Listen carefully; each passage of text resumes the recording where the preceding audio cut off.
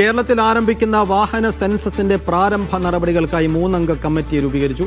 ഒരു മാസത്തെ പഠനത്തിന് ശേഷം ഏത് രീതിയിൽ ഏതൊക്കെ വകുപ്പുകളുടെ സഹായത്തോടെ സെൻസസ് നടത്താമെന്ന് കമ്മിറ്റി റിപ്പോർട്ട് തയ്യാറാക്കും.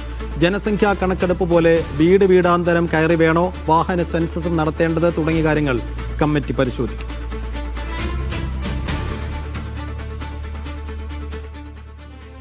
വാഹന സൈറ്റ് പരിശോധിച്ചാൽ 1.92 കോടി വാഹനങ്ങൾ കേരളത്തിൽ രജിസ്റ്റർ ചെയ്തതായി കാണാം.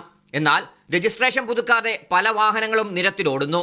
വാഹനങ്ങളുടെ എണ്ണം, ടാക്സ് വിവരങ്ങൾ എന്നിവയുടെ കൃത്യവിവരം തയ്യാറാക്കുന്നതിന് വേണ്ടി ഗതാഗത മന്ത്രി CP ജോണാണ് വാഹന സെൻസസ് എന്ന ആശയം മുന്നോട്ട് വെച്ചത്.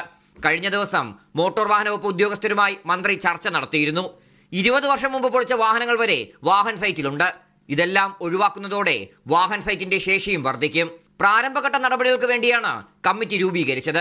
Senior DTC tax MB James അധ്യക്ഷനും assistant transport commissioner Tojo Thomas, smart support group nodal officer Pradeep എന്നിവർ അംഗങ്ങളുമായ സമിതിയാണ് കാര്യങ്ങൾ പഠിക്കുക. ഇവരുടെ റിപ്പോർട്ടിന്റെ അടിസ്ഥാനത്തിൽ NIC, വിവിധ സർക്കാർ വകുപ്പുകൾ എന്നിവിടങ്ങളിലെ വിദഗ്ധരെ ഉൾപ്പെടുത്തി കമ്മിറ്റി വിപുലീകരിക്കും. വാഹന സെൻസസും വലിയ പ്രക്രിയയാണ്.